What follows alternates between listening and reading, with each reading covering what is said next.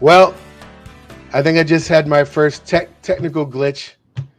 That's what happens when you don't do a show for how long has it been? A month, and I think it's been 2 months since we've been together because for the three of us, right? Because I missed the one because I had that dental surgery, and then me and Jeff did one a couple weeks ago because I was in Orlando. Yep. So yeah, it's been weird, but it's the summer. That's what we do. I mean, let's be honest. It is the summer. It is definitely summer. We got 72 days until football. That's my headline till August. What is it, 30 or 31st? I'm forgetting right. I think it's 30th. And I'm very excited for that. How has your guys' summer been going?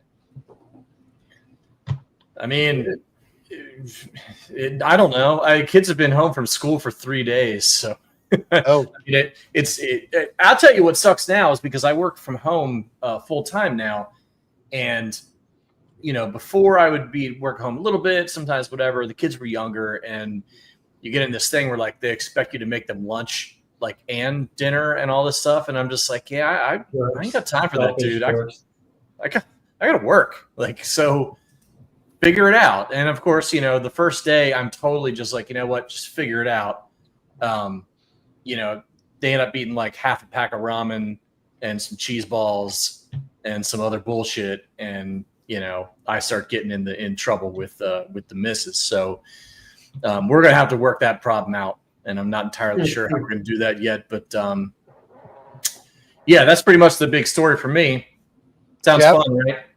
What have you been doing? I have no such young children episodes. My son is finished his junior year a couple weeks ago, working hard, and got a little girlfriend he's running around with all day, every day. And my daughter just got engaged. Good for him. Oh, that's right. Yes, congratulations. Lily. It's been good, a little more chill these days now that they're old. Yeah, Mr. Popo, congratulations. He's got 6 weeks left until kid number 2 on the way. Man, good luck, homie. Popo. Good luck. I had been preoccupied with this rabbit for like a month. He has a net. He's caught in a net around his neck. He's in my neighborhood. And at first it was around his neck and his arm, and he kind of couldn't move his arm. But I think he chewed that part of the net off. And I've tried to befriend this rabbit. And I keep getting a little closer. I get up to like 3 feet because I'm trying to get the net off. How long has he been in the net for? It's been like a month. I How's see he him alive? like. Well, it's not. Well, it's tight. Like a little piece of net, right? A little piece of net. Oh, okay, he's moving around with the net on him. I got you. Yeah, he's moving around. I was like, damn, that dude's a survivor, just chilling in a net for a month. So what we lately did, my mother has rescued greyhounds for years, and she knows people who do in the animal, world, like people who help animals. And we got this like, what do you call it? A trap, humane trap. And it's actually for like cats, for like stray cats, feral cats. And we put it out and we put like lettuce and fruit and a trail going in. And there's this little plate, like if they walk in, they hit it and the cage shuts, because animal control won't come until we have it in our possession. So that's what we've been doing. So Larry, what you're saying is you're hunting rabbits. I'm hunting rabbits. I haven't got them yet, but today I walk outside and there was a squirrel trapped in the cage. Well, so now you got more animals. You're just gonna like trap the entire animal kingdom until you find this one bunny that doesn't. Did you get an IMS radio bumper from the rabbit? From the squirrel. Yeah. I have a picture of him. I got a picture of the cage. If they come and take it off, I'll take video and I don't post on social media very often, but maybe I'll put that up. So yeah, I let this. That's the big news in Terps summer right now. Just Larry chasing the rabbit with the little. Well, look, man, I feel it sucks. Like I feel so bad. Like this poor rabbit. I mean, what if he grows and it's loose on his neck now? But what if he grows and it gets tight? I mean, that's fitting, right? Being a Maryland sports fan is kind of like chasing a rabbit. Yeah. I would just feel bad. Will Likely, you should have called Will Likely. He could have got him. Yeah, that was the big story about him when he signed, is that he used to chase rabbits and catch them in Florida in the back. Yeah, them kids from the muck are different, man. Yeah, I can't get him. I get within about 3 feet. I've gotten a little closer, but now it's like 3, and he won't deal. So have you thought about telling him you're trying to help him? I'm trying to help him. Yeah, I'm trying to catch him so we can take the net off. Do you speak rabbit? Can you communicate? Can you like baby sign language where you can kind of do little things that maybe they'll get? We need to get a rabbit expert on here. Look, we've got a large fan base at this point. I need somebody who's like an animal control person or somebody who like studied this stuff in school. You need to get back to us and let us know how this works. Yeah. I mean, I tried. We got the humane trap, and we'll see. And I walked out today and I heard all this scuffle in the cage. I was like, oh my God, we got it. And it was a squirrel. So I let the squirrel out and he took off. He's probably worried he was like dying or something. I don't know. Anyway. Inside MarylandAnimalControl.com. Yes. We're doing it. Inside everyone's clicking off. Listen, next time we do a show, whether it'll be a month or whatever it is, I'll give you all the update, whether I caught him or not. And if we do, I'll show pictures and video. Well, at least Maryland got like a new AD before Larry could secure the rabbit. Like, I'm not sure where I would put my money on that not too long ago. They secured the new AD. They trapped him also. That's right. Yeah, he has no idea what the hell he's getting himself into. He also has a rabbit, a net around his neck. He just doesn't know it yet. Yes, I'm very excited about him, Jim Smith, and because of his background as compared to the previous ADs we've had, and his background in fundraising, and his title with the Braves was the vice president of business strategy. Now that is exactly what Maryland needs, right? It needs a lot of things out of that guy's resume for sure. I mean, again, if you go back and think about the last three ADs, you're talking about Debbie Yao, who came here from St. Louis University, not exactly a pure institution. You're talking about Kevin Anderson of the Xerox, graduate Army, school, right? Who was at Army, also obviously not a peer institution. And then, and now we broke Larry. And then David Evans. Mention just got him. Yeah, it was too much. I'm sorry. It was too early in the show. I had to work up to it. Everybody's muscle memory ain't quite what it was. Sorry. But and obviously Damon Evans was hired from within, coming from Georgia, obviously kind of a peer institution, but maybe not exactly the same. Asterisk. There was a little asterisk there. Yeah, not exactly the same. And obviously there were some reasons that he was still not at Georgia. But Jim Smith, despite having the most boring name possible, has a very interesting resume. Certainly anybody currently working with the Atlanta Braves. He was head of the Ohio State Alumni Association. He helped launch the Atlanta United MLS club. And I'll say that specifically because we talked a lot about Joe LeBou when the search was going on as another guy who had launched the Charlotte FC soccer club. And I don't think many people are tuned into MLS like some of us are. And like, that was a big deal. I mean, Atlanta came into this league out of nowhere, and we're basically selling out the Atlanta Falcons stadium, the Mercedes-Benz Dome in Georgia, and still do 6-7 times a year. I mean, that's for MLS soccer.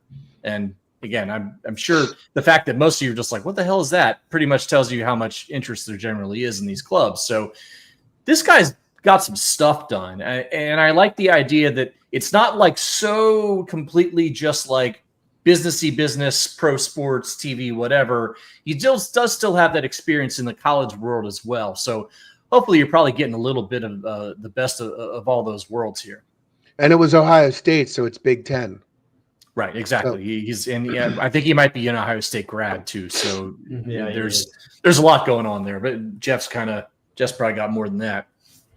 There's not a lot to have right now just because he hasn't officially really started full-time. I was told July 25th is his official first day full-time on the job, on location, because he is finishing up planning the All-Star game for the Braves. Maryland allowed him that. He has been on the scene quite a bit, but just not there full-time. But the early reviews are strong. I wrote about it on the site today. People have been impressed. Obviously, people usually are impressed early, regardless. It's, when nothing's happened yet. But as Paul was running down that list of past legendary 80s at Maryland. It's not a huge benchmark to pass for him. And, it's all going to come down to the challenge of creating NIL opportunities, new revenue streams. It's all business now. That's all that really, no, I don't want to say that's all that matters, but,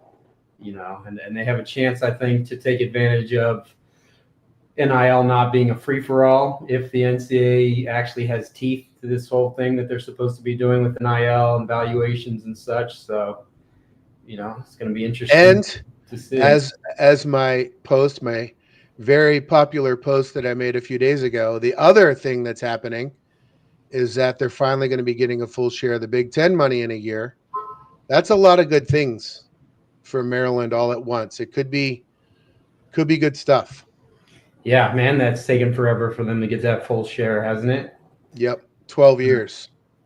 Well, partly to their own doing. I mean, because it was only supposed to be like a 5 or 6 year buyback, and then they refinanced somehow, right?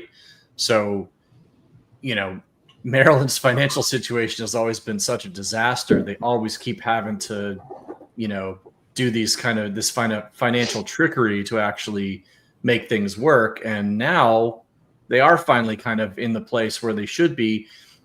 The interesting thing will be, obviously, what we talked about so much before. The job is different than it was 5 years ago. I mean, now does Terrapin Club donations, do they matter the way they did before? I'm not sure that they do. Do any, and with the tax law that was passed 5 or 6 years ago that basically made a lot of those donations non-tax deductible, having that sort of large donor base is certainly helpful, but does that matter as much as ticket sales? Does that matter as much as corporate sponsorships and things you can use for NIL money? I'm not sure that it does. So I'm kind of curious what the mission statement behind the athletic department ends up being at this point. I mean, obviously you're not going to be like, dump the Terrapin Club, doesn't matter. It matters. Obviously the scholarship bill is going to be what it is, and that's got to get paid and all these other operating expenses. But it's curious to me whether now you have a new AD in a new time with a new paradigm in college sports, how they approach that job and what the priorities really are. Because every time we get a new AD, we get new leadership, everybody says, we got to grow the Terrapin Club. We got to get more people involved. And it's like, all right, that's great. I don't know that that's an achievable goal necessarily. I mean, I think part of it is if you can't fix basketball and football on the regular, you're just not going to get people going to games and people getting involved. So I think really it starts right there. How can you fix football and basketball? Yeah, because it's not Nebraska. When Nebraska's awful, they still get a stadium full of, what's their stadium seat, 80,000-ish every game. Yeah, and they get it every time. But in our area, you have 2 NFL teams that are competing for people's eyes, and so why pay attention to the team that's an afterthought in the Big Ten and college basketball and college football when you have the Ravens and the Redskins and the Commanders, who are both very good now, and you have baseball teams and a basketball team and a hockey team and a pro soccer team and a WNBA team and whatever else you want to watch, you got it. So it's scary. It's scary for football, man. I mean, again, I still believe that the Ravens helped kill Maryland football when they showed up in Baltimore and they got good, right? Kind of as Ralph was doing his thing, but then once they tailed off, the Ravens were an easy call if you're a football fan around here. And now Jaden Daniels might damn near kill us off completely if they don't get this stuff together. And I mean soon. Because Jeff and I can tell you as childhood Redskins fans, now Commanders fans, like I swore off that franchise for a long time because I just couldn't deal with Daniel Snyder and the dysfunction and the awfulness. Yep. I'm in now, boy. I am back in there. I am 2 feet in. I am in. Now, obviously, I'll always be a Maryland football guy because I'm built that way, but a lot of people are not. So, you've got a ticking clock on the football side of things, man. And, again, we talked about this ad nauseum at the end of last year. I do feel a little bit better about the roster after spring ball and some of the portal additions and kind of where they are now. But, man, we do not have a lot of room for error here.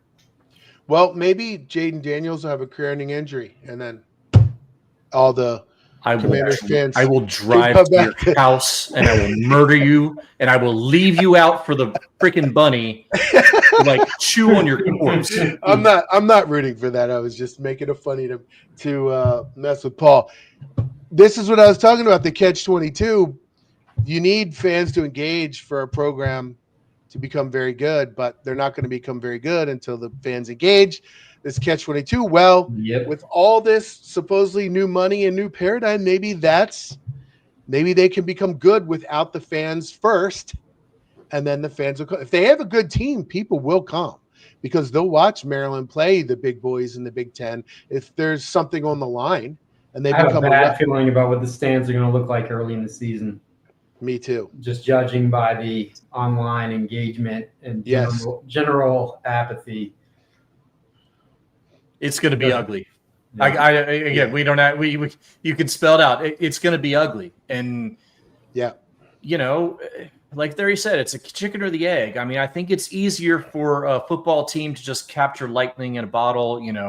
If Malik Washington decides to go out and just be a generational quarterback, you could find ways where the team goes and puts up 8 next year, and fans say, okay, this we can work with. This is something that's interesting and fun.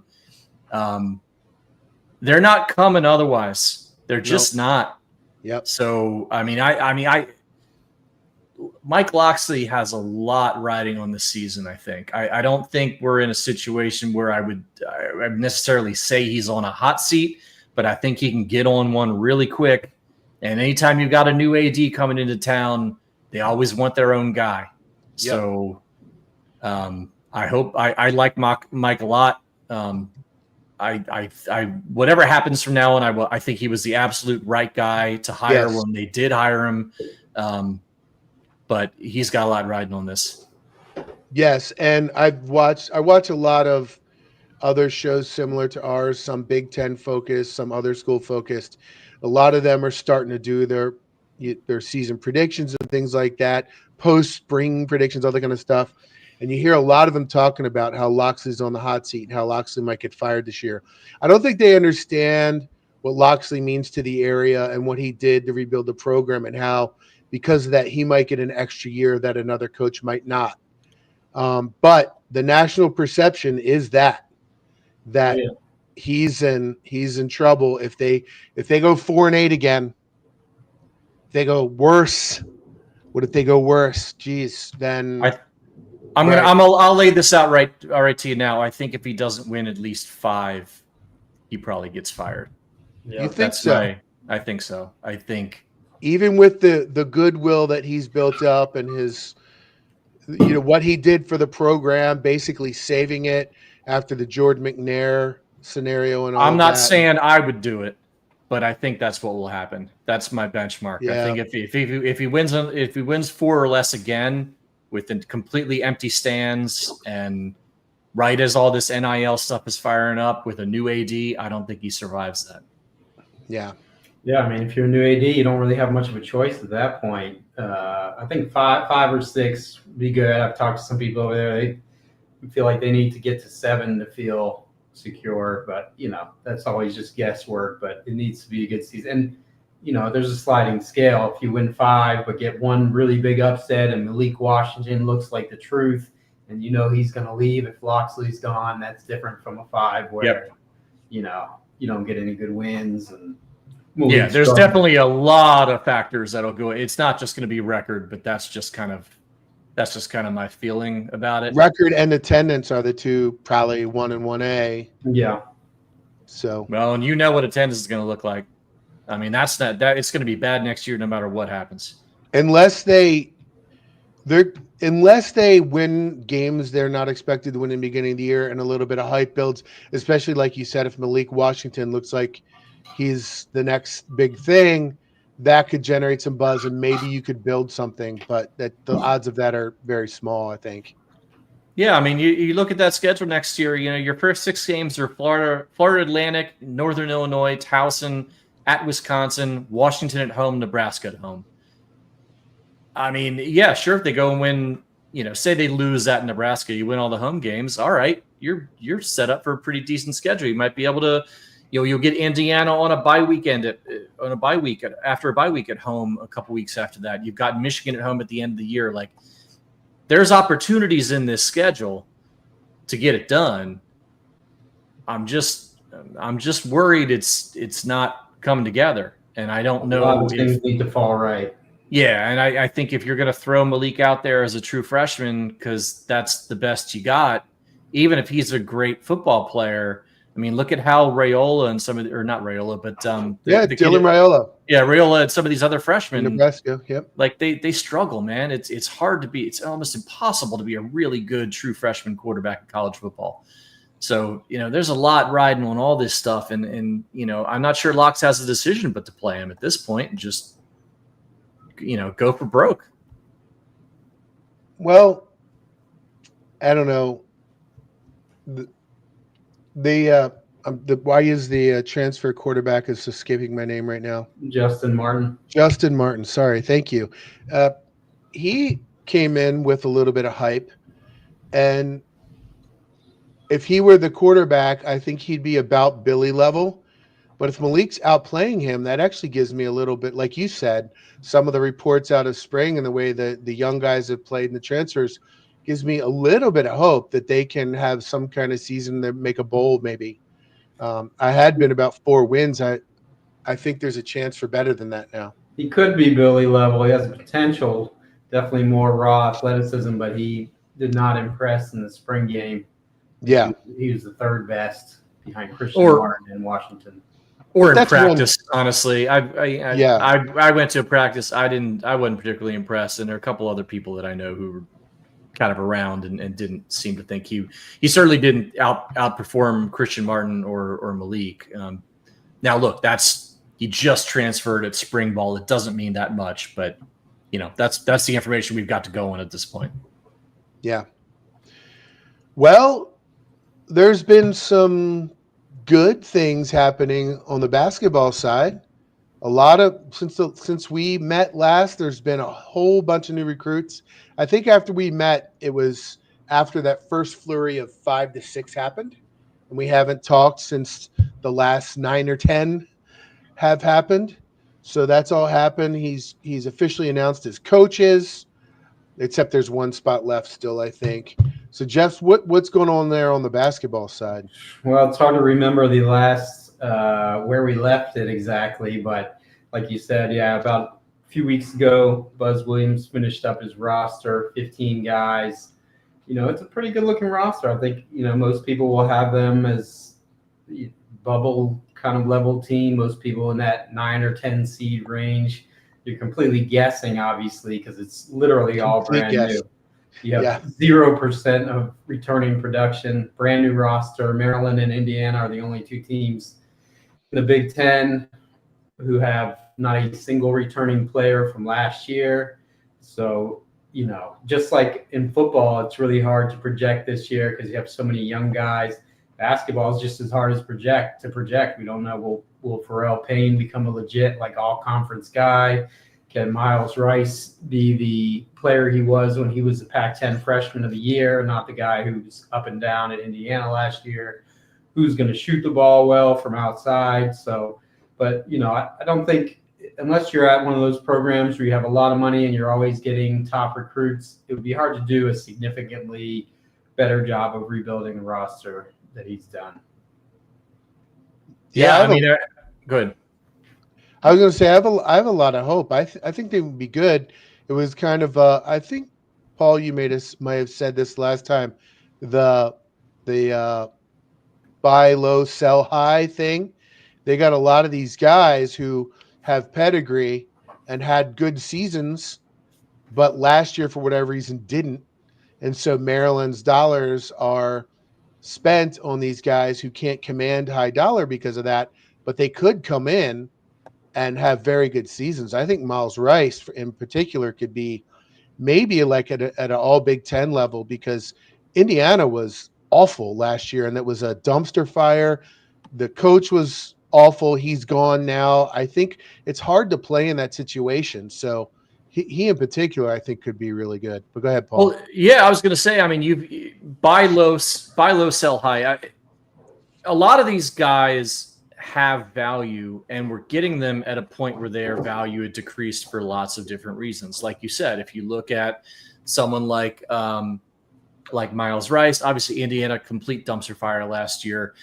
David Coit, a guy who came in with a big reputation, ended up going to Kansas and just kind of got lost in the shuffle a little bit. Rakis Passmore, a huge, very high level 4-star, like top 40, I think, recruit who went to Kansas and just got lost in the shuffle. Elijah Saunders, what's his freaking Tony Bennett quits like a week before the season or whatever last year, and they end up playing out with an interim at Virginia. Isaiah Watts, another one of these Washington State guys like Miles Rice, who, kind of had a big reputation, didn't quite play as well last year, but another guy who's coming in that, clearly has talent, just a matter of whether he can put it together. You got the 2 redshirting kids from Texas A&M and Mills and Turkson. And then you've got, Buzz went and got Darius Adams out of nowhere, top 40 combo guard, 5 stars on some platforms, McDonald's All-American, I think. Like, I just can't imagine you could legitimately build a roster any better than he has. The issue is we got to do this every year, right? Every year it won't be a full rebuild, but you are going to have a lot. I feel like with Buzz, though, it'll be less. I feel like he's the kind of guy who can actually, even in the new paradigm, actually build a program. He brought in how many freshmen? Some of them are redshirt freshmen, 6 or 7 of them. And I feel like they're all going to come back, and then he's going to be able to build on top of that. That's his goal is to have the highest retention in the country. He said that. I think he might have had it at Texas A&M. If not, they were one of the highest retention teams the past few years. Yeah, I mean that's what he does. That's his deal. It's part of the Buzz circus is when he gets kids to commit. Again, it's part of this whole thing here, right? But they're committing to Buzz. They're not committing to Maryland necessarily. Take that as you will. That might not. That's not a sentence that sounds great to a Maryland fan, I think, all the time. But this is the world we live in now. Buzz is the attraction right now. Maryland's not the attraction. Buzz is, because second Buzz leaves, all these kids are going with him. So, the circus has come to town, and as long as he's here, I think it's going to be pretty good. But then it's going to leave eventually, and you're going to have to rebuild from scratch. He even said that a few weeks ago. I can't remember the exact comment, but it was something along the lines of those kids would have signed up if it was in Shanghai or something like that. Like they would have come if he was in China. I don't remember what it was, but he basically said exactly what you just said. Yeah, and that's fine. But we got Matt Raydo coming up any minute now, former Terp from the early 90s. Came into the same recruiting class as Joe Smith and Keith Booth, by the way. But here's a comment really quickly before Matt gets in. Any thoughts on this? Mr. Popo's hot take: football might have a better shot at the postseason than basketball. I aggressively disagree. I don't agree either. I don't think so either. All right, I think that would be funny. I think it would be very enjoyable, but I don't think that's right. Yeah. All right. Well, Matt's here, so nice try, Mr. Popo. We still love you. Here we go. Here comes joining us now, Matt Raydo. How's it going? Matt Raydo of the 1993-94 class that included Keith Booth, Joe Smith, Nick Bosnick, and Matt Kovarik. You were part of that class, the one that turned it all around. Well, the class before gets credit for that too. Absolutely. That's I said the year before I got there, we were 2-14 in the ACC, and then I got there and everything changed. So you did it. It was all... Congratulations, sir. The fact that they haven't built you a statue yet is outrageous. I've heard rumors. I've heard rumors. We'll get into all that stuff, but first of all, how are things? What are you doing lately? How's life after Maryland? Oh, it's a lot. It's funny, you start doing these reunions and you just don't think you're that old, and then all of a sudden you're just like, man. I mean, I was like, it can't be like my 30-year high school reunion, right? And I'm like, well, actually, it is. So it is crazy to think about how long I've been gone, but So lots happened. Lived up in New York City for a while. Was roommates with Matt Kovarik. I came down. I live in Raleigh, North Carolina. Was part of owned a cybersecurity company that I recently sold, and I'm building a basketball facility down here in Raleigh to help teach our youth how to play basketball and how to just really with life skills as well. So Matt, obviously you signed up for this Shellshock, the team. Most of the people are probably familiar with it, but for those who aren't, tell us a little bit about that. Sure. It's really cool. Like it's one of those things that I had heard about, but I didn't know a lot about it. And we had a team 2 years ago. I didn't follow it closely, and but once Dave Neal approached me about a month ago and said, "Hey, would you want to be involved in trying to help put a really good team together and kind of reunite the Maryland basketball alumni?" And I said, "Man, this sounds right up my alley." And so I have kind of gone in with both feet, and it's a 64 team tournament.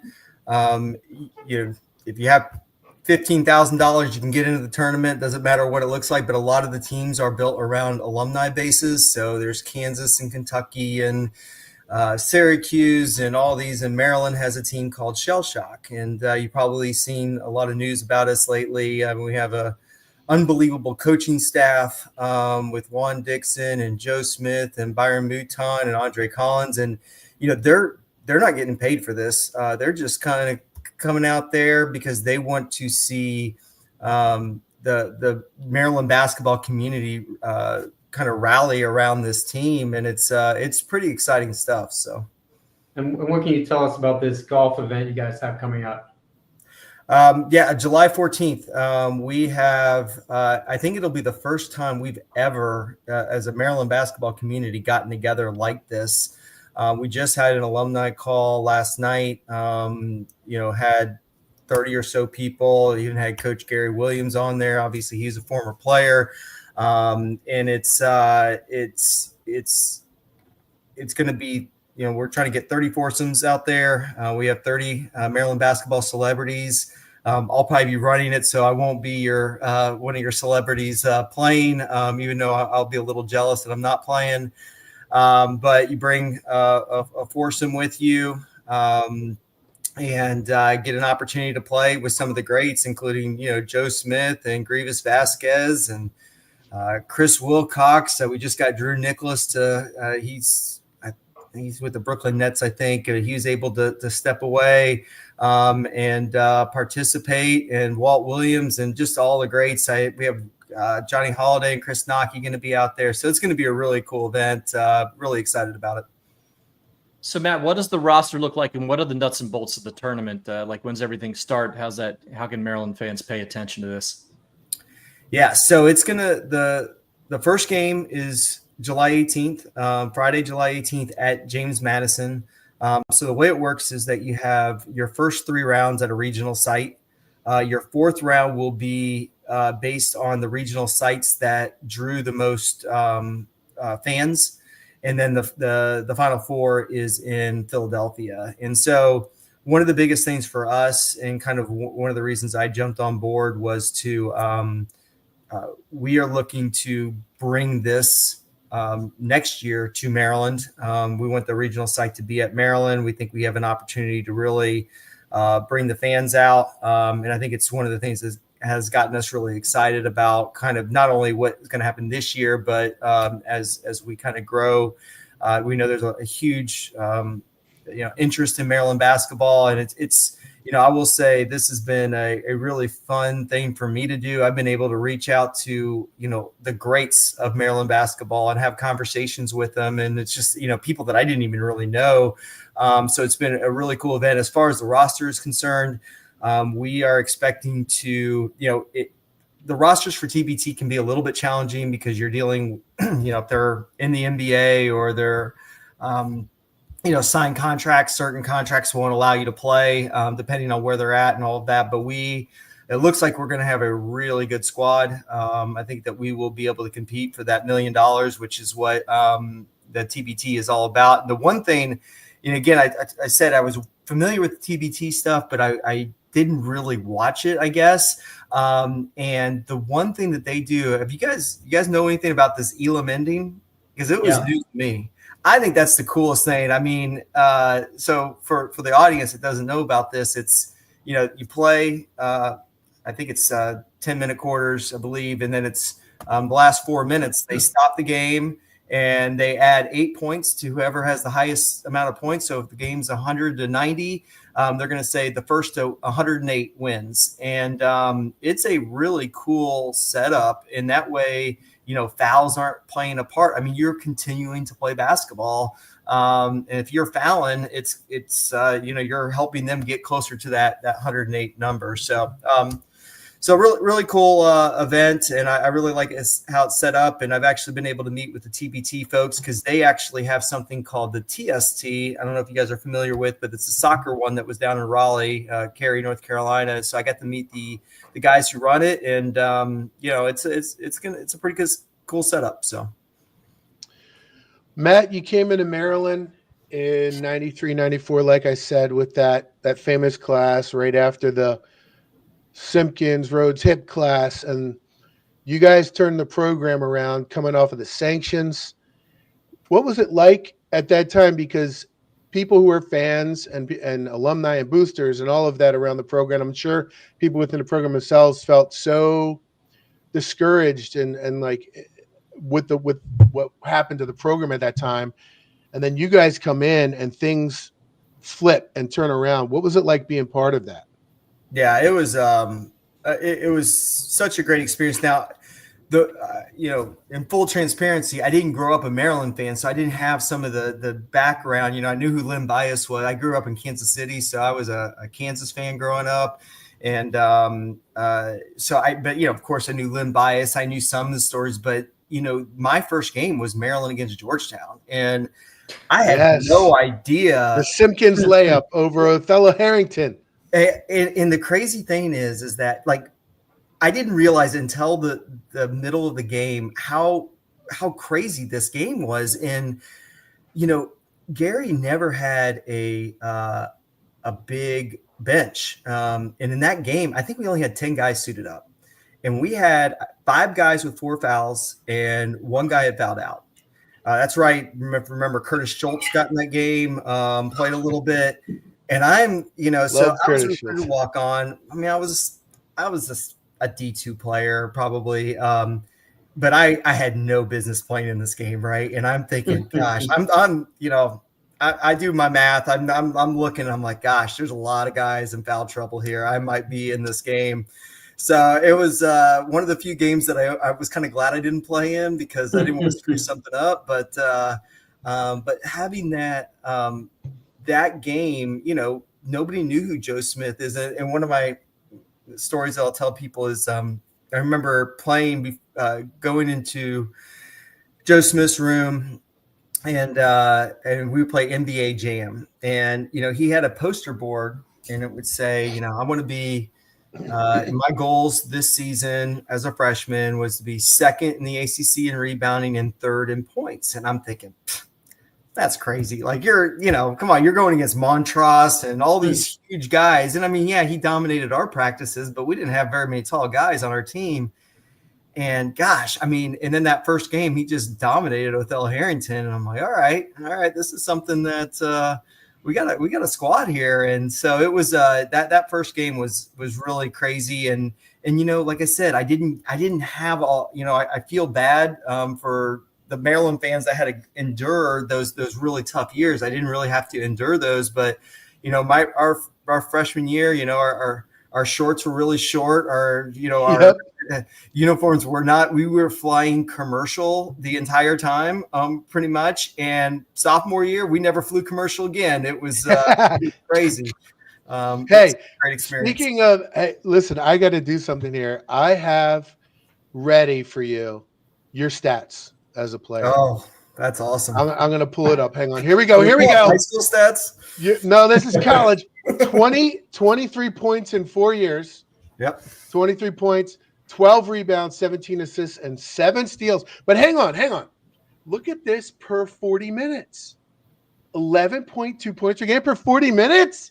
5.9 rebounds, 8.3 assists, 3.4 steals. I think they just needed to give you more time. Obviously, I should have been playing more. Yeah, they just needed to give you more time. You led the ACC in assists with those numbers. Yes, that's an all ACC player right there, man. I know. It's funny because, I'm coaching a bunch of kids right now. And, I was an 86% free throw shooter in high school my senior year. And I mean, I can't really see it that well, but I think I was less than 50% or right at 50%. I'm like, what in the world? 52.6. You couldn't really build a rhythm, man. Yeah, you weren't getting those reps in. I mean, in my defense, I remember Donnie Judd went in the lane too early, that a free throw I made. And, every free throw matters a lot. So I'll give myself credit for that. Well, an asterisk right there next to your free throw percentage. At least got to bump that up to 58 or something, right? No, 11 for 20 would have put you at 55. So there you go. All right, there you go. Go ahead, Jeff. I had to do that really quickly. Matt, was there a moment that you can recall where you looked at Joe Smith and realized, like, this guy is different? Because he was a top, I think, 50-ish recruit, but nobody had him pegged as, like, a number 1 overall pick kind of talent. That's a great question. I think it was, obviously we found out game 1 that he was a really good player. I think the one time it could have been another time, but the one that resonated for me is we played Utah out in the Maui Classic, and they had Keith Van Horn, and he did really well against Keith Van Horn. And I knew Keith was supposed to be one of the best players out there. That was probably one of the games that sticks out in my mind. And I don't even know how well he played. I just know that he was better than Keith, and I thought Keith was supposed to be, top superstar. Yeah. What's the best, most enjoyable win during your career? I think the UMass game, that freshman year. There's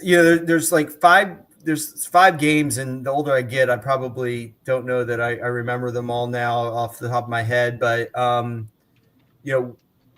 so I think it's always funny that the first game. So we played the first game against St. Louis in Wichita Coliseum. I'm from Kansas City, so nobody used their tickets. I had every ticket I wanted for the NCAA tournament from our team because nobody was going to Wichita.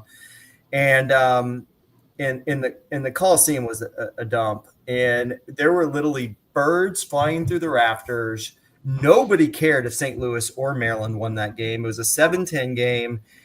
And I remember, and it was the first game of the tournament, so it was at 11:20 Central Time where we were at. And I remember thinking, man, CBS is amazing because they make they put this music on, and they, when you're watching it at home, you have no idea there's birds flying around in the rafters and the stands are half filled. So, but that UMass game was different because, we were down 10. I think Keith Booth had 4 fouls in the first half.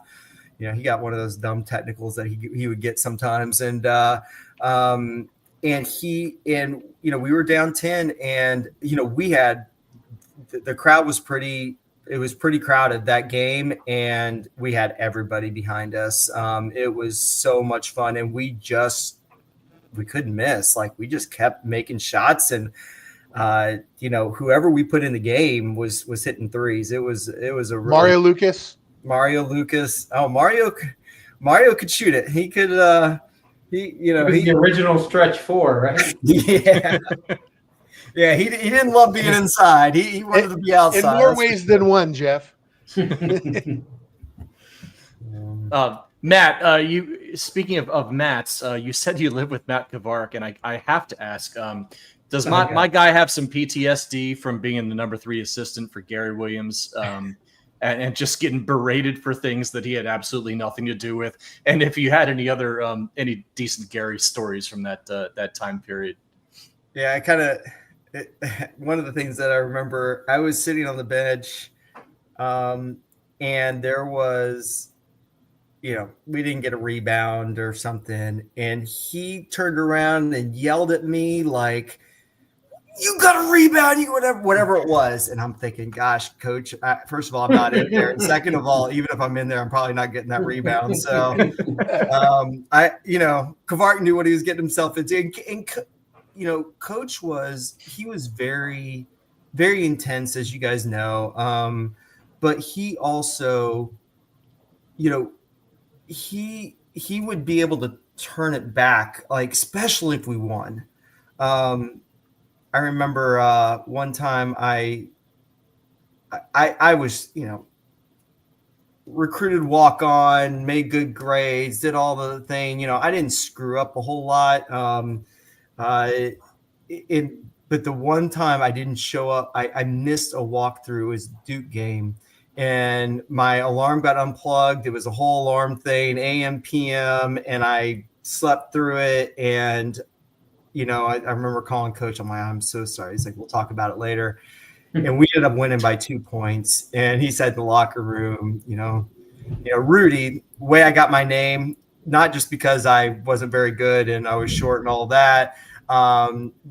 The movie Rudy actually came out the night before our first practice. So Curtis Schultz, we went to see, I don't know if the whole team went, but most of the team went. And then Curtis was like, that's you're Rudy. And Matt Clark was on there too. So we had 2 Matts.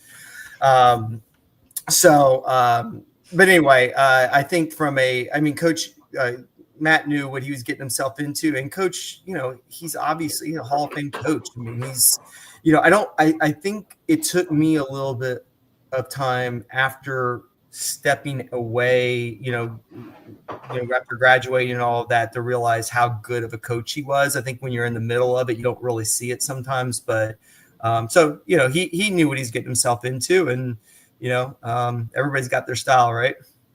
Rudy's also. Go ahead, Paul. I was going to say, it just reminded me because you were talking about Drew Nicholas, and I was actually at the game when Drew hit that shot against UNC Greensboro, I believe. And my enduring image of that is not the shot; it's Gary yelling at Matt Kvart to make sure there wasn't any time left. I don't know why that just sticks in my head forever. Where was that game at? It was in Nashville at the Gaylord. Yep. I was going to say Rudy's very similar to Raydo as well, so it works on that level as well.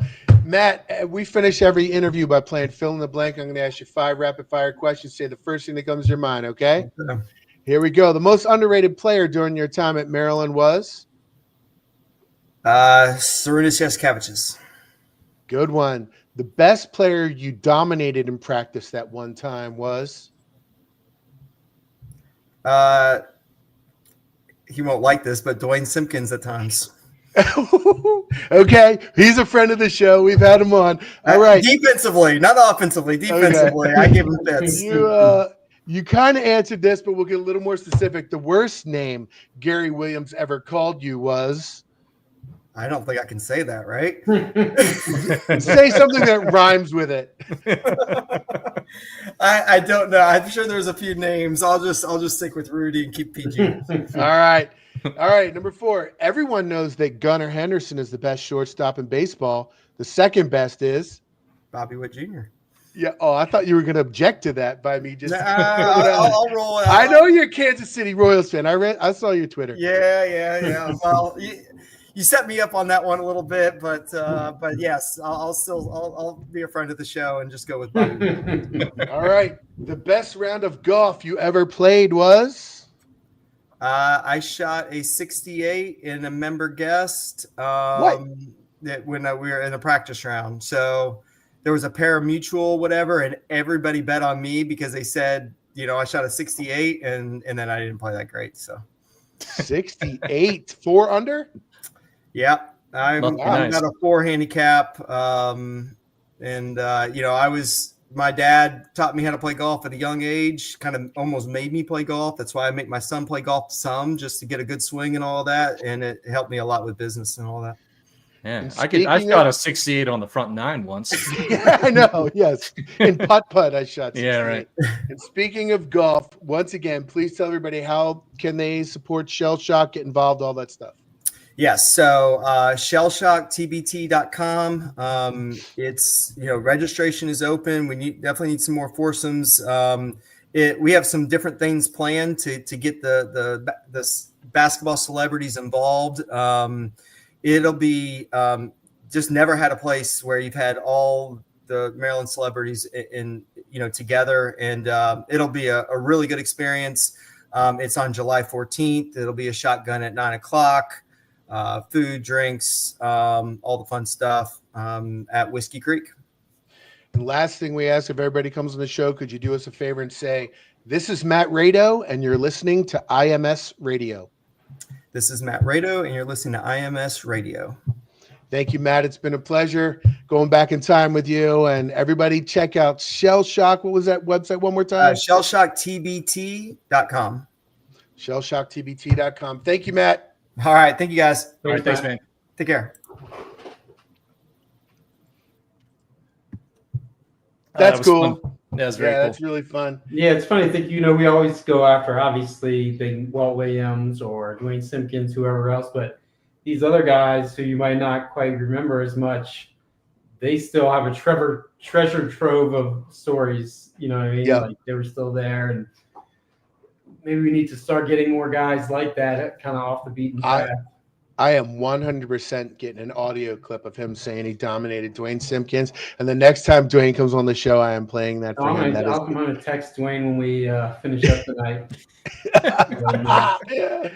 I texted him after they won their tournament, and he didn't text me back. So, I mean, I'm sure a million people were. So, Well, I mean, he should have recognized that was Laird France. I mean, that's different.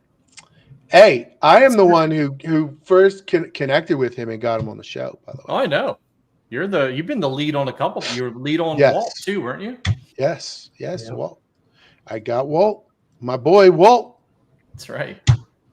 He'll be at that golf. He's one of the guys at that golf event too, by the way.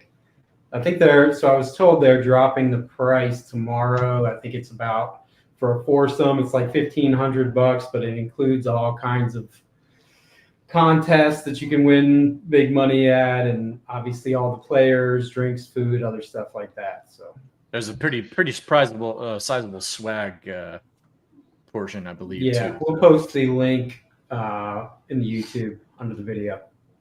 Here's from Paul Anthony Moss. I should have put this up when he was still on. I'm sure he would love to see that. I loved watching Matt and John Walsh celebrating and waving their towels during that great second round upset of UMass. We did talk about it, though. That was a lot of fun. That was one of my most favorite games ever, beating that UMass team. We've talked about it a bunch of times on the show. Big breakthrough win of the Gary era. Yeah. Wasn't that when they were struggling to No, that was second round of the tournament? No, that was their first tournament back. That was Joe's. Yeah. That was Matt's freshman year with Keith and Joe were freshmen. Dwayne, Johnny X were sophomores. That's right. That was their Marcus first year. Camby and all those guys. Yep. Padilla. Yeah. Calipari was Dante that was Dingle or Dante Bright. Dante Bright. Dante Dana Bright. Dana Dingle. Dana Dingle, Dante Bright. Lou Rowe, was he on that team? Lou Rowe, yes. Oh, yeah. Those teams were something else, man. And that's funny because, the Maryland Georgetown game that year was kind of like an insider thing. It was like, to us, that meant a lot. Didn't mean anything to anybody else. But like once they got to that tournament, once they beat UMass, it was like, oh, okay, this is different, and Maryland's back. And clearly, with Joe being what he was, that really got all the hype in a way that you don't see a lot of that with college sports. College sports was so much huger in the media back then because it was almost all ESPN and that those kind of daytime Saturday CBS national games, and it felt so much bigger back then. And I don't think that's just like being an old guy. I just think now with streaming and with all the media platforms kind of divesting in ways, SportsCenter, you're not leading a SportsCenter with college basketball highlights unless it's like UNC Duke and it just happened. You know what I mean? It's just different than it used to be. Yeah.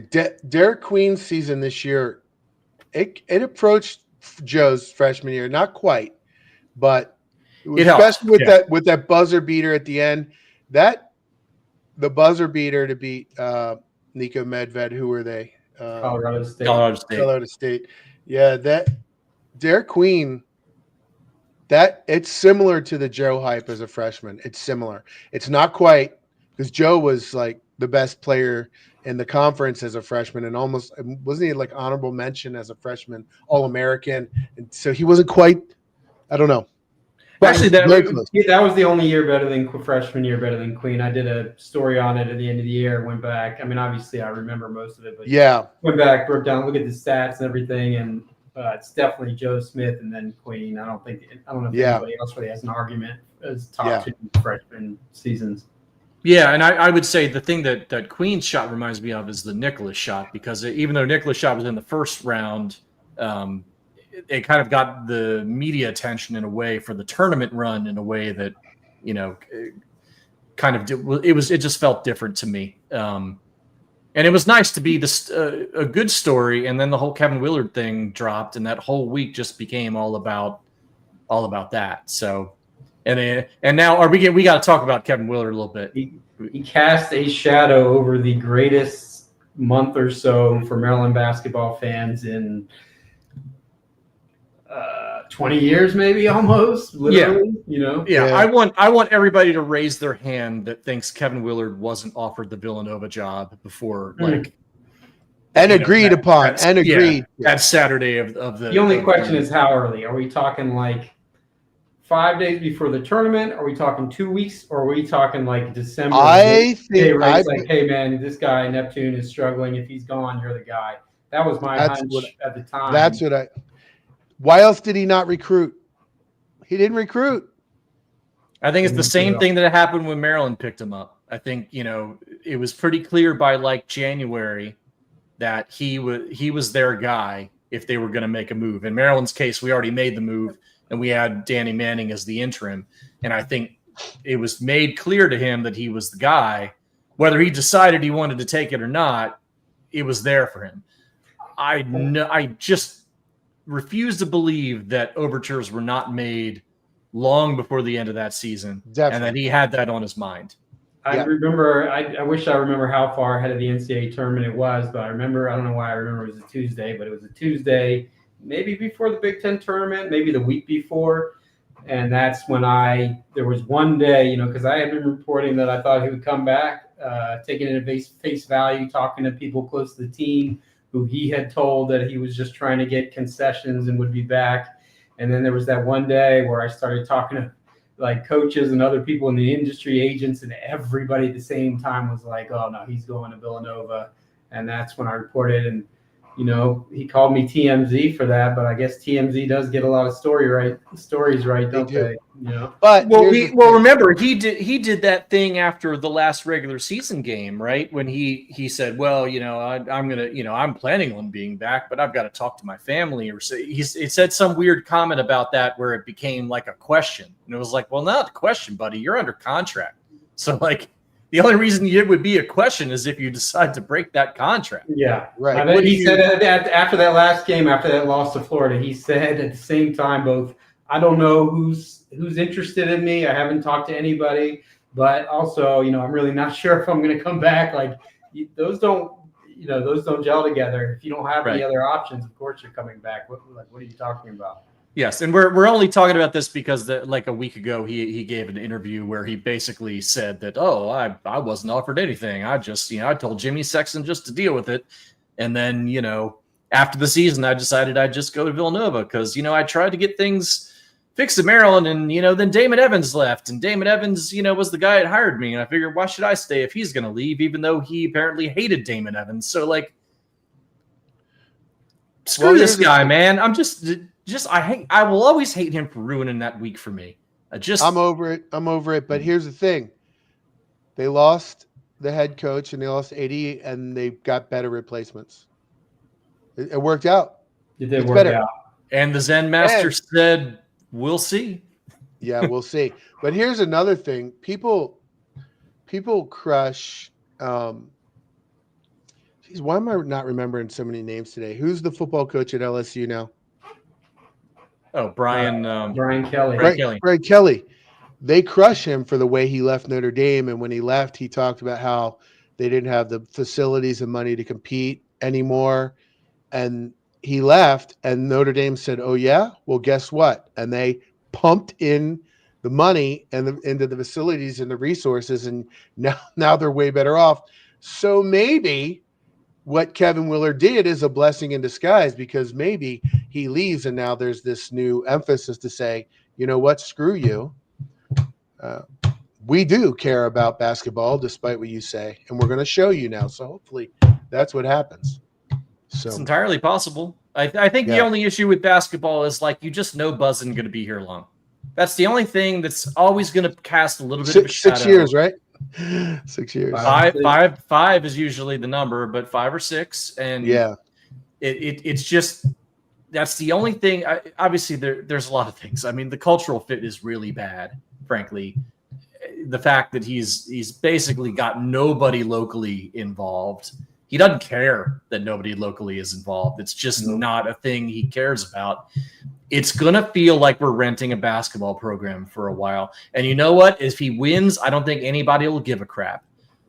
But if he doesn't, or, if it really, I'm not sure. There's the comment he made, and it got some noise, I think, for the wrong reasons, where he had said something like, I'm not here to be your friend. At this big donor thing at Congressional they have here, he's like, I'm not here to be your friend. I'm not here to golf with you. I'm here to coach basketball. And people took that as kind of just like he's not here just to be cool with the OWG crowd, like he's here to do the thing. And I took it a little differently. My take was that he's basically saying, like, I'm just here as long as I'm here, and then I'm gone. And I don't care. I don't care who you are. I just need you to give me some money and help me do my job. And that's fine. I mean, this is a very transactional universe we're in right now, especially, it's never been more transactional than it is now. But if things go wrong for him, he's not going to have a lot of guys in his corner. You know what I mean? I feel like that's kind of the one thing that maybe might not be super smart. If he misses a tournament next year or the first 2 years even, who's going to be in his pocket to back him up? Like, so that's the one thing I'm just kind of curious about. I'm very curious about how all this goes. I'm fascinated. Yeah. Well, like those comments you mentioned at the golf event, those guys probably won't be there to back him up necessarily, because he's pretty much told those high-level guys who've had a, pretty high, had a lot of pull the past several years, the high-level donors, that, he's kind of turned and boxed those guys out. He's going to do his things. I mean, I'm sure, he will socialize and pat backs and stuff like that. He's obviously a charismatic guy, but he's not, you're not going to see boosters running the NIL program, or even like running a big chunk of the hiring. Like they ran, like Maryland's last hire, when they ended up hiring Buzz, a huge part of the operation was run by those same high-level booster types. So, so he's pretty much like made it known that this is my program, and it's not going to be like Willard, where he was golfing and buddying up with these guys and going to New York a lot for the for the high-level boosters up there for dinners and things like that. That's just not his thing. Of course, you have to do it to get donations, but yeah, you're right. It all comes down to, and the same thing with his kind of shtick that he has, kind of a almost leadership conference terminology and such, and speeches, that's buzzwordy, as it were. Yeah, I think like that one when he said team all those times at the intro press conference, and was talking about the different types of teams. That's all good when you're winning. It's not going to play as well when you're losing. So obviously that's not that's not breaking news. Yeah, I'm fascinated, man. I'm really just fascinated by all of it. But we got to endure football first, and that's going to be a whole nother thing. We got one good question before we go to the last part of the show from Paul Anthony Moss. Now that the dust has settled on the men's basketball roster overhaul, how would you compare it to the rest of the Big Ten as far as athleticism and physicality? On paper, it seems like the most athletic Terps team in a while. Well, Isaac Trotter does a really good job for CBS Sports, watches the hell out of the Big Ten, knows everything. Did an interview last week. We actually posted it, transcribed it, put it on the site. He said he thought Maryland might be the most athletic, or is one of the most athletic teams in the Big Ten now. So that's a mouthful. I think they'll be more athletic than last year. Clearly, whether they're going to be as skilled and as good shooting, that's highly unlikely. But they're athletic, and with his teams, they are going to be tough, and they're just going to scratch and claw. I'm very excited for that because it's felt like all throughout Turgeon's tenure and even during Willard's, it felt like a lot of the time the other teams outworked Maryland, and I'm really excited to not see that anymore. No, that's not going to happen. He's a military style approach. I wrote something a week ago about how, the players have to be together entering any sort of team meeting, even if it's 6 a.m., they got to be together and be there like 10 minutes early. And there's a lot of rules they have to know and be ready to recite. So it's a military-like kind of environment. And, you know what the results are of that, obviously. And you have to give him credit for being able to run that kind of program in this day and age where it's all the power has been given to players and there's so many divas and guys will usually transfer if they don't like it. And for him to be able to make that work and keep guys around is definitely a unique. And bring guys with him. They like him enough to transfer with him. Well, so I'll say this. I also am excited to see how a more athletic brand and style of play is going to work in the Big Ten. I think it'll play well, honestly. The issue is going to be that's going to be all fun and games until we start shooting 35% from the floor and 32% from three and have to win in just absolute rock fights that basically destroy the game of basketball. 61 to 59. So like it's all fun and games talking about it. I think the product might be interesting if they're not able to. It might be 51 to 49. Yeah, I mean, 60 first to 60 would. I think if they get 60 a game, they'll be pretty happy with that. I'll take it. Just win. As a fan, just win, baby. I understand that. I mean, if that's going to be that's your style, and you're just like we're going to rock fight it, and we're just going to beat the crap out of people. Okay, win that way. As long as you win, I don't care. I'm not. Sure, I'd love to see NBA Jam, throwing up 90 points a game and shooting a million threes. That's more fun. But as long as you're winning, last year was a blast. Who did not have fun last year? Like something's wrong with you if you didn't have fun last year.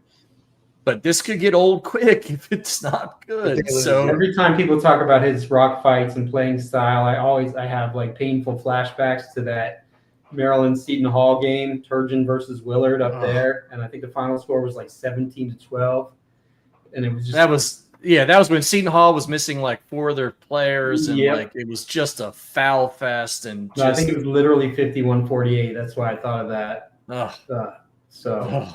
Matthew Owen agrees with us. Just win, baby. And as I was going to say, as a fan of the 2000 Ravens, bring it on.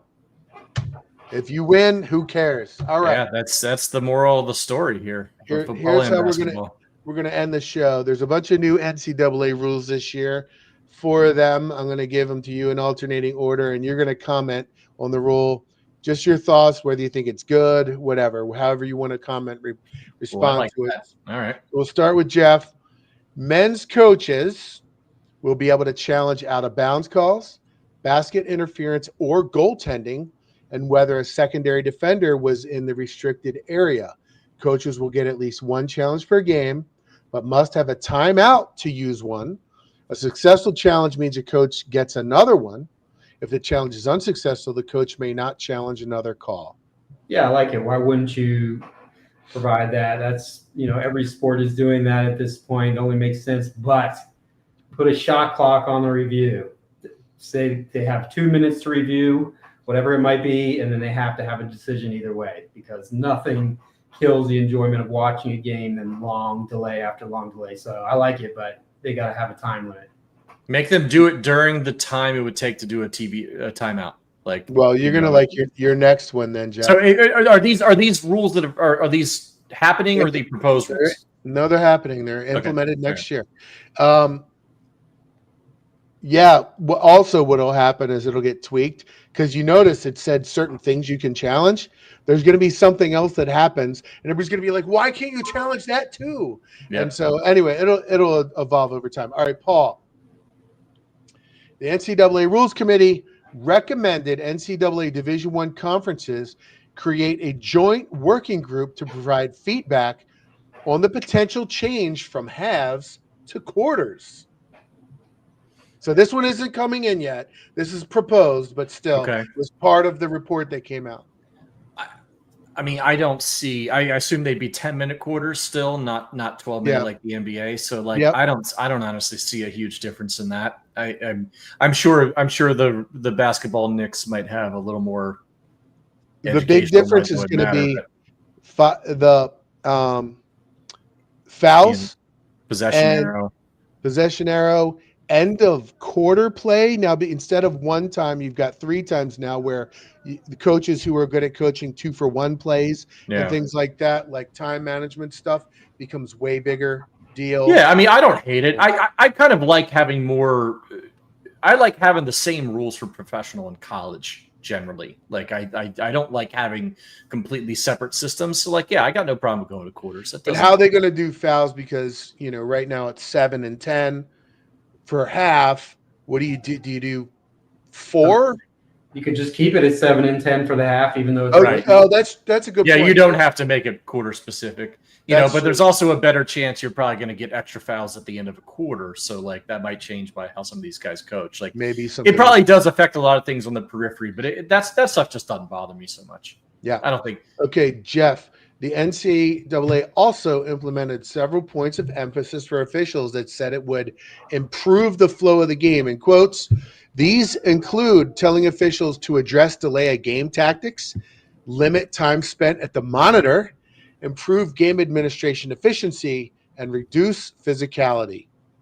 Yeah, that's a must. Although I don't know, how do you reduce physicality other than calling more fouls, which makes the game last longer, right? That doesn't speed anything up. I don't know how else. Well, over time, once the players adjust, then hypothetically that could be true.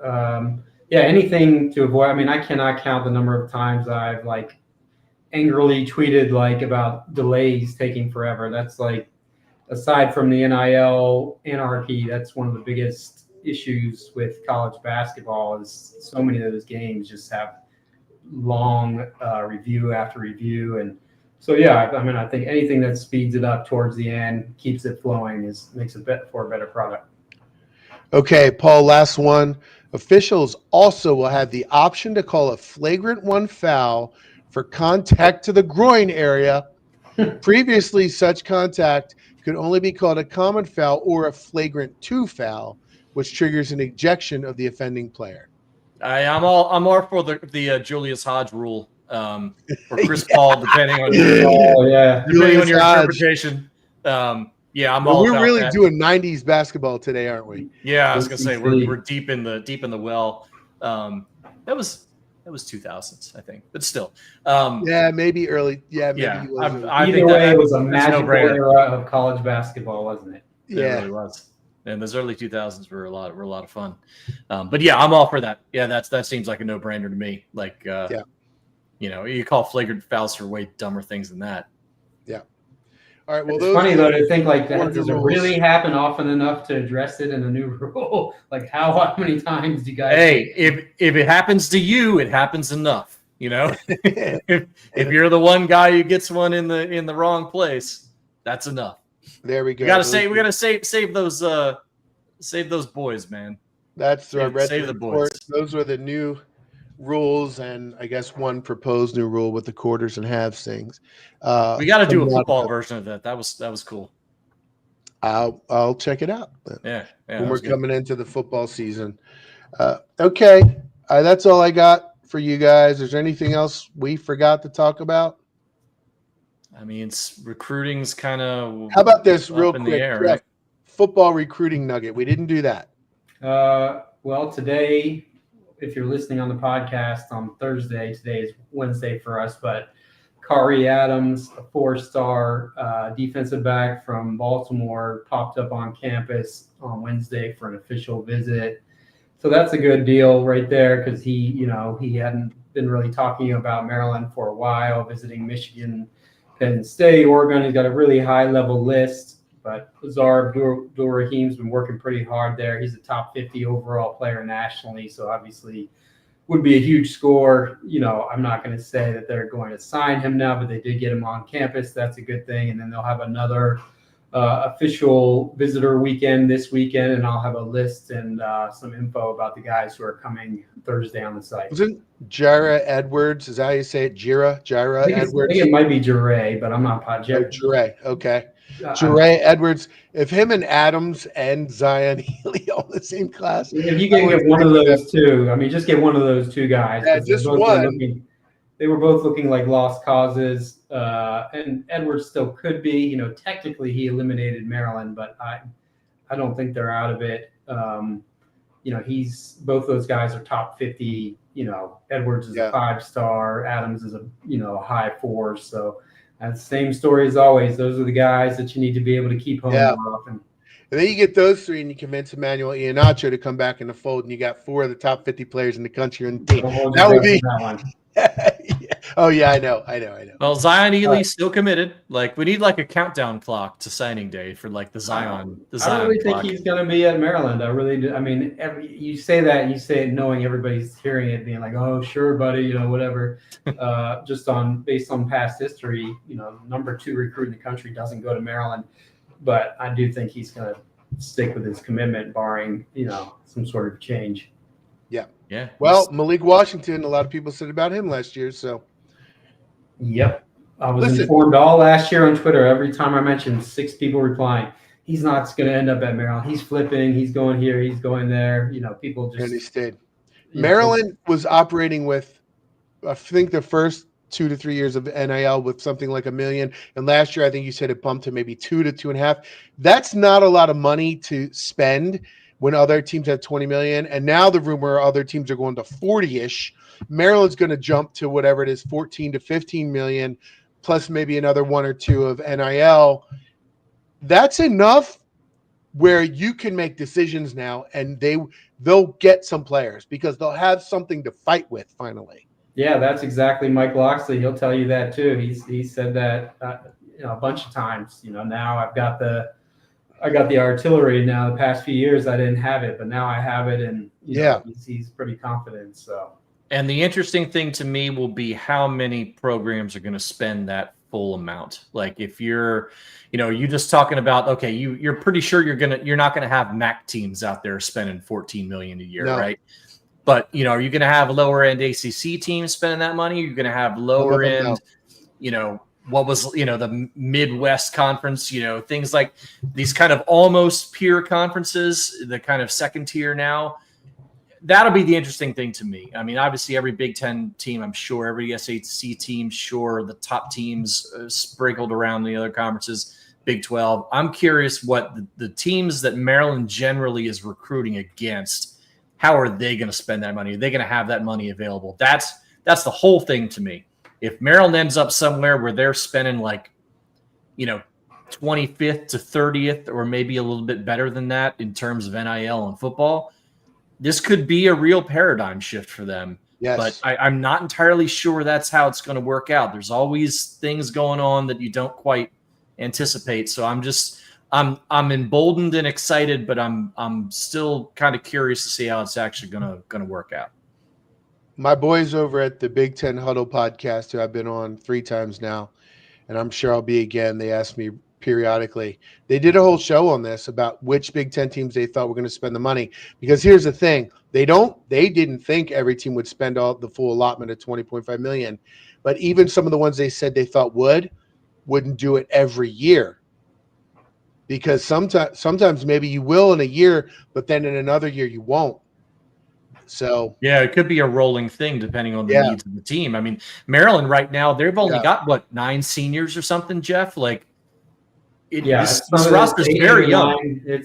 They have the fewest graduating seniors on the roster than I think they've had in who knows how many years. Very few. Right. So you might even see a situation where Maryland doesn't spend the amount of money they might spend if they needed a class of 25 or 30. So it could be a rolling thing. That'd be interesting to see. Yep.